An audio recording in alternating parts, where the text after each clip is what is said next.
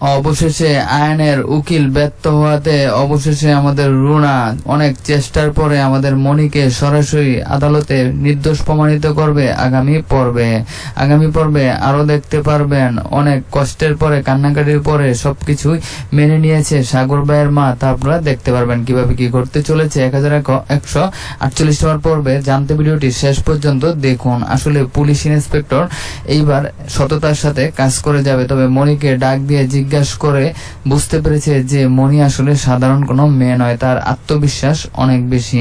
তাকে আসলে এভাবে ফাঁসানো যাবে না, বা সে যে খুন করেছে সেটা এভাবে প্রমাণ করা যাবে না। তাই তারা তদন্তে নামবে, তারা তদন্ত করবে একবারে প্রথম থেকে যে তার সাথে কি ঘটেছিল। জান্নাতের সাথে যা ঘটেছে এতে খুন করার কথা নয়, সেটাই প্রমাণিত হবে। তবে জান্নাতের মাকে সন্দেহ করে বলবে পুলিশ যে মহিলা এত অতি উৎসাহী কেন।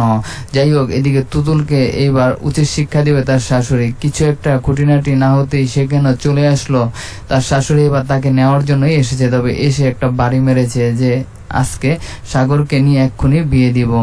তখনই তুতুলের মাথার নিচ থেকে, পায়ের নিচ থেকে মনে হয় মাটি সরে গেল আর মাথার উপর থেকে আকাশটা উড়ে গেল, এমনটি মনে হয়েছে যে শাশুড়ি এই আবার কেমন কথা কয়। অবশেষে সে কান্নাকাটি করে শাশুড়ি এবং জামাইয়ের পাও ধরবে, যার কারণে তাদেরকে বলবে আমি তো মজা নিয়েছি। তখনই দেখতে পারবেন সবাই একসাথে আবারও বাড়ি ফিরে যাবে আগামী পর্বগুলিতে। নাটক খুব ভালোভাবেই জমে উঠেছে, নাটক খুব বেশি দর্শক জনপ্রিয়তা পেয়েছে। আগামী পর্বে আপনারা আরো দেখতে পারবেন আমাদের রুনাকে। রুনা ভেবেছিল যে সেই হয়তোবা যেতে পারবে, কিন্তু তার অসুস্থতার কারণে সে প্রথমে যায়নি। প্রথমে উকিলে অনেক চেষ্টার পরও আসতে পারেনি, সেই মনিকে বাঁচাতে পারেনি। এমনকি কিছুদিনের টাইম নিয়েছে আদালত। এতদিনে আমাদের রুনা পড়াশোনা করে আরো বেশি অভিজ্ঞতা নিয়ে এইবার সরাসরি আমাদের মনিকে আদালত থেকে উদ্ধার করবে। তখনই মনি এবং আমাদের রুনা অনেক আবেগঘন হয়ে যাবে এবং দুজনে সারা জীবনের জন্য মিলে যাবে, তা আপনারা দেখতে পারবেন।